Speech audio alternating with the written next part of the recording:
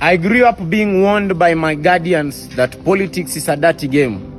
But nilipofika mtu mzima, nikaishi maisha, nikayasoma na nikajua mwanasiasa ndiye anajua kesho nitakula nini.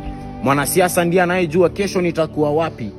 Ndio maana nalipa ushuru ili akaweze kufanya kazi. Sisi wananchi tunawachagua nyinyi muwe viongozi ni kwa sababu sisi wote hatuwezi tukaongoza. Tunahitaji mtu mmoja tuongoze na tuelekeze na afuate ile ambayo tunayataka kwamba fanya hili na alifanye. Yes, huwa mnakuja na mnasema kuwa ile mnalotaka tufanye tu ni hii tu, jambo hili tu, haya tutalitekeleza.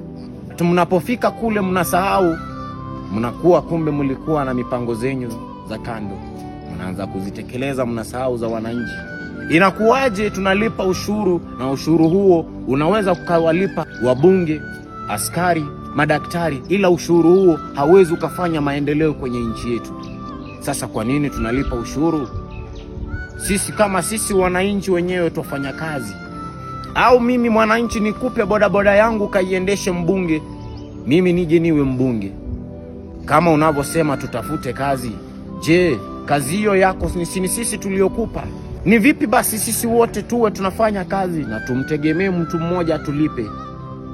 Tunalipa ushuru unaowalipa nyie, na ushuru huo ndio ambao kama nchi tunategemea uwezo ukafanya maendeleo kwenye nchi yetu. Inakuwaje maendeleo hayafanyiki? Inakuwaje pesa hizo za ushuru wa kufanya maendeleo zinaenda wapi? Okay, ni sawa zinaibwa. Yule anayeziba unazifanyia nini? Jenga basi hospitali ya kwako na waajiri vijana wetu wafanye kazi hapo. Zile pesa ulizoiba, jenga hoteli ya kwako, waajiri vijana wetu wakafanya kazi. Makosa iko wapi? Hatukatai ni za wizi, lakini umewaajiri. Ile ambacho tunachohitajika kwenye nchi yetu tu ni tupende nchi yetu, tuitumikie nchi yetu. Nchi hii ni yetu sisi wote.